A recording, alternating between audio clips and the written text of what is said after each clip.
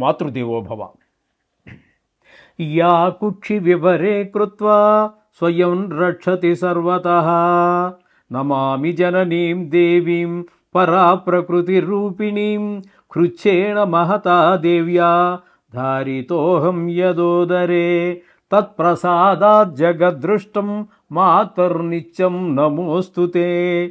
పృథివ్యా యాని తీర్థాని సాగరాదీని సర్వతః వసంతి యత్ర తాం నౌమి మాతరం భూతిహేతవే. మాతృదేవో భవ, పితృదేవో భవ. ఇప్పుడు మనము చాలామంది కోరిక మేరకు శని భగవానుడు అంటే ఈ రోజు నుంచే ప్రారంభమవుతున్నది 2026 సంవత్సరం. ఈ సంవత్సరం రోజుల్లో ప్రధానంగా ఉండేటువంటి గ్రహాలన్నిటి గురించి కూడా మనం సంవత్సర ఫలితాల్లో చెప్పుకున్నాము. కానీ కొంతమంది ఎక్కువగా శని భగవాను యొక్క దృష్టి చేత కానివ్వండి, స్థాన బలం కానివ్వండి, స్థానం బలం లేకపోవడం వల్ల కానివ్వండి, శని భగవాను చేత బాధింపబడేటటువంటి వారు ప్రత్యేకించి మాకు శని గ్రహ ప్రభావం ఈ 2026 సంవత్సరంలో ఏ ఏ రాశుల వారికి ఎలా ఉంటుంది చెప్పమని అడగటం జరిగిందండి. దాని గురించి కేవలం మనం ఇప్పుడు శని భగవాను యొక్క ప్రభావం ఈ సంవత్సర కాలం పాటు 2026లో ఏ విధమైనటువంటి ప్రభావం ఉంటుంది అనేటటువంటిది వారు అడిగిన కోరిక మేరకు నాకు తెలిసినంత వరకు చాలా విపులంగా చెప్పడానికి నేను ప్రయత్నిస్తాను. ఇక్కడ ఈ సంవత్సర కాలం పాటు కూడా ఈ శని భగవానుడు మీనరాశిలోనే సంచారం చేస్తూ ఉన్నారు. అయితే ఈ శని భగవానుడు సామాన్యంగానే ఈ గోచార రీత్యా 3 జాగాల్లో 3 రాసులలో శుభ ఫలితాలు ఇస్తూ ఉంటారు. మిగతా అంతా కూడా అంటే 3 పోతే ఇక 9, 4 చూసి చూడనట్టుగా పోతూ ఉంటారు. 5 రాసుల్లో మాత్రం కొంచెం విపరీతంగా బాధిస్తారు. ఎట్లా అంటే 5 రాసులు ఏవంటే 7.5 అదే 7 నాటి శని 3 రాసులు, జన్మరాశికి వెనక రాశి, జన్మరాశికి ముందు రాశి, ఇట్లా 3 రాశులు అయిపోయినాయి అక్కడికి. ఇక అర్ధాష్టమ అంటే 4వ స్థానంలో శని భగవానుడు సంచరించేటటువంటి కాలంలో అష్టమ అంటే 8, అర్ధాష్టమ అంటే 4. అందుచేత అర్ధాష్టమ శని ఉన్న వాళ్ళని కూడా చాలా ఇబ్బంది పెడుతూ ఉంటారు ఆయన.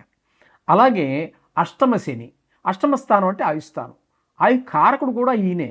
కాబట్టి అష్టమ శని అనేటటువంటిది కూడా చాలా ప్రమాదకరమైనటువంటిది, కొంచెం ఎక్కువ ఇబ్బందులు గురి చేసేటటువంటిది. కాబట్టి ఈ 5 రాసుల్లో చాలా ఎక్కువగా ఇబ్బంది పెడుతూ ఉంటారు. మిగతా 4 చూసి చూడనట్టుగా అట్లా వెళ్ళిపోతూ ఉంటుంది. మామూలుగా 3 మాత్రమే ఆయన యోగిస్తారు. అయితే ముఖ్యంగా చెప్పుకోవాల్సింది ఏంటంటే చాలామంది చెప్తున్నారు, మరి ఎంతవరకు ఏదో తెలియదు కానీ వీటికి దృష్టులు యొక్క పని లేదు. కొన్ని విశేష దృష్టులు శని భగవానుడికి ఉన్నాయి. 3 గ్రహాలకు విశేష దృష్టి ఉన్నాయి, అందులో శని భగవానుడు ఒకడు. అయితే ఈ విశేష దృష్టులు దీనికి సంబంధం లేదు.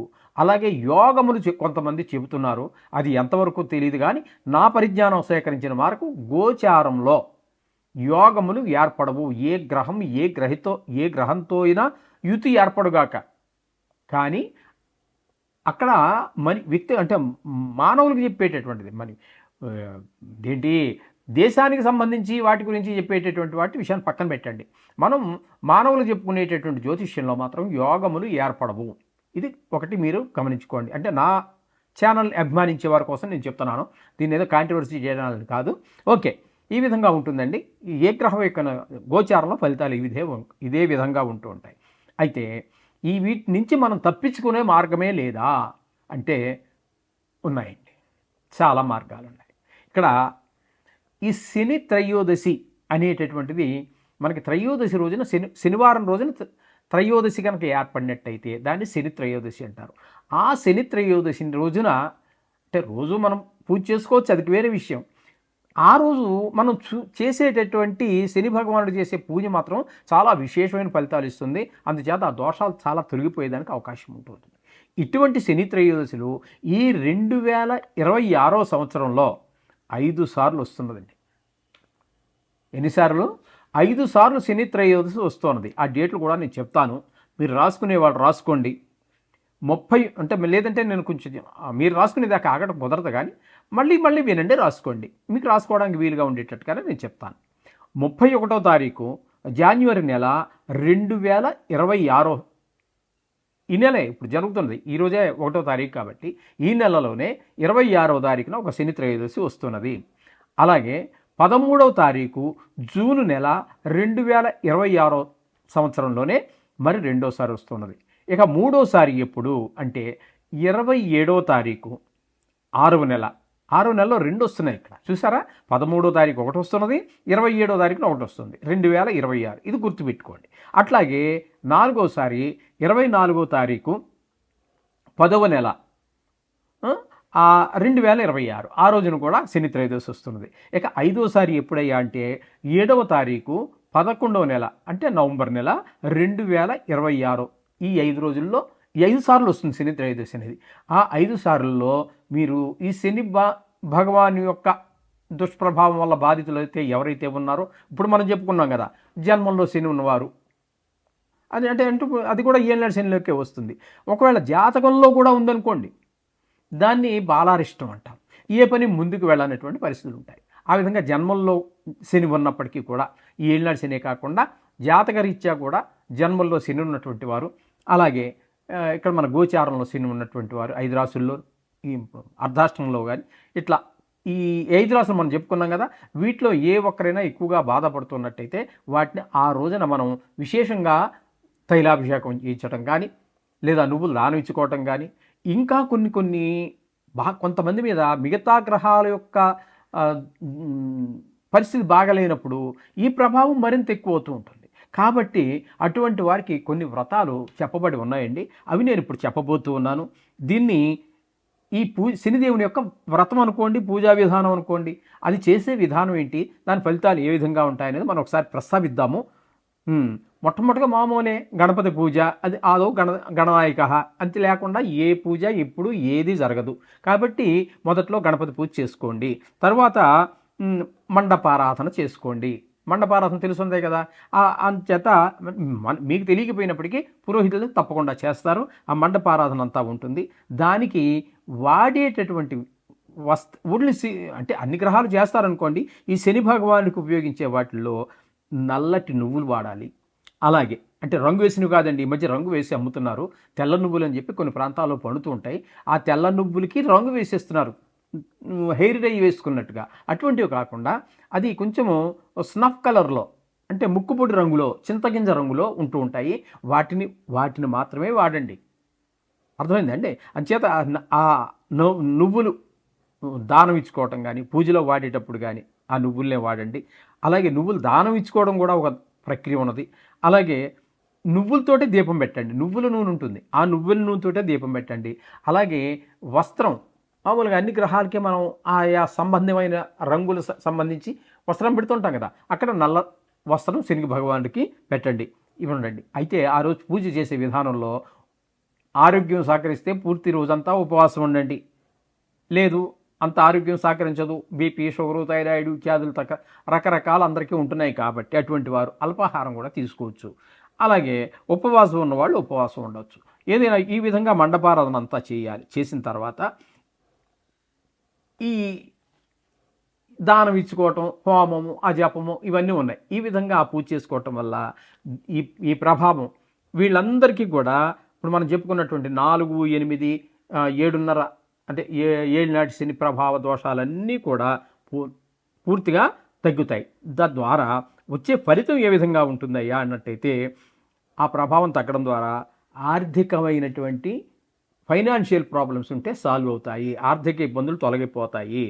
ఉద్యోగ విషయంలో ఇబ్బందులుంటే అవి పోతాయి, వ్యాపార విషయంలో ఇబ్బందులుంటే అవి పోతాయి. వ్యవసాయం చేసే వాళ్ళకు కూడా చాలా ఉన్నాయి ప్రాబ్లమ్స్, అటువంటి వారి సమస్యలు కూడా చాలా తొలగిపోతాయి.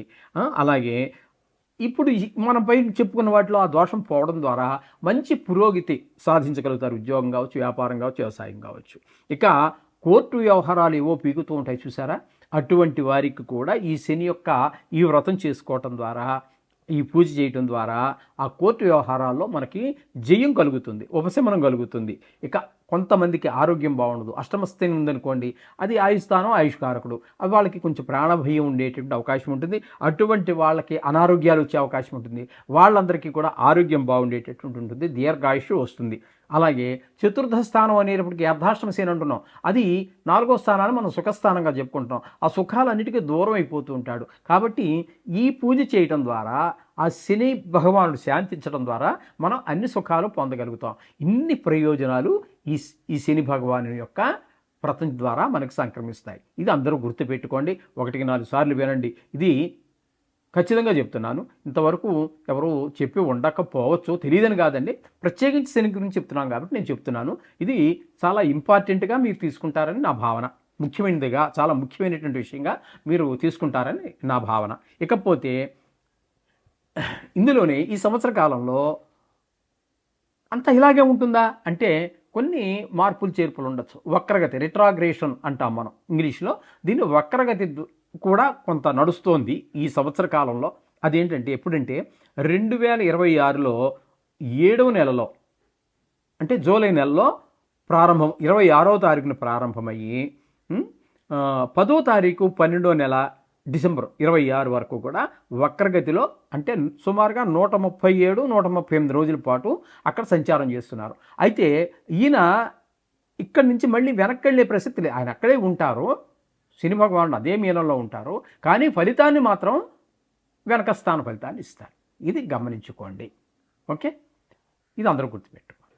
మేషరాశి వారికి తీసుకున్నట్టయితే ఇప్పుడు శని భగవానుడు ఇచ్చేటటువంటి ఫలితం ఏ విధంగా ఉంటుంది ఈ సంవత్సర కాలం అన్నట్టయితే, ఇక్కడ మనకి శని భగవానుడు మేషరాశి వారికి వ్యయస్థానంలో, అంటే 12వ స్థానంలో సంచారం ఈ సంవత్సరం పాటు ఉంటున్నారు. అంటే మధ్యలో మనం చెప్పుకున్నటువంటి ఈ వక్రగతి ప్రభావం పక్కన పెట్టండి, అది తర్వాత. ఇప్పుడు ఇందులో మనం చెప్పుకోవడం కుదరదు కాబట్టి అప్పుడు మనం చెప్పుకునే విధానంగా మనం 12వ స్థానంలో చెప్పుకుంటున్నాము. కాబట్టి ఈ 12వ స్థానంలో ఉన్నప్పుడు ఆయన ఇచ్చేటటువంటి శని భగవానుడు ఈ మేషరాశి వారికి ఇచ్చే ఫలితం ఏ విధంగా ఉంటుందంటే, మానహాని మనః క్లేశం కృషిర్భోజనం అల్పశః నిత్య సంవాద దారిద్ర్యం ద్వాదశ స్థానగేశనౌ. ద్వాదశ స్థానం అంటే 12వ స్థానంలో కనుక శని సంచారం చేసేటప్పుడు ఇచ్చేటటువంటి ఫలితం మనస్తాపం, మానహాని అంటే మనస్తాపం, అపకీర్తి.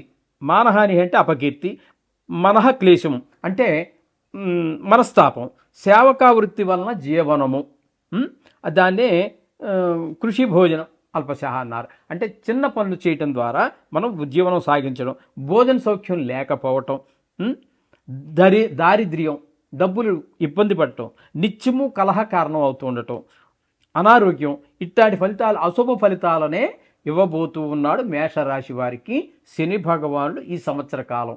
అయితే వక్రగతిలోకి వెళ్ళిన కాలంలో మాత్రం ఏకాదశ స్థాన ఫలితాన్ని ఇస్తాడు.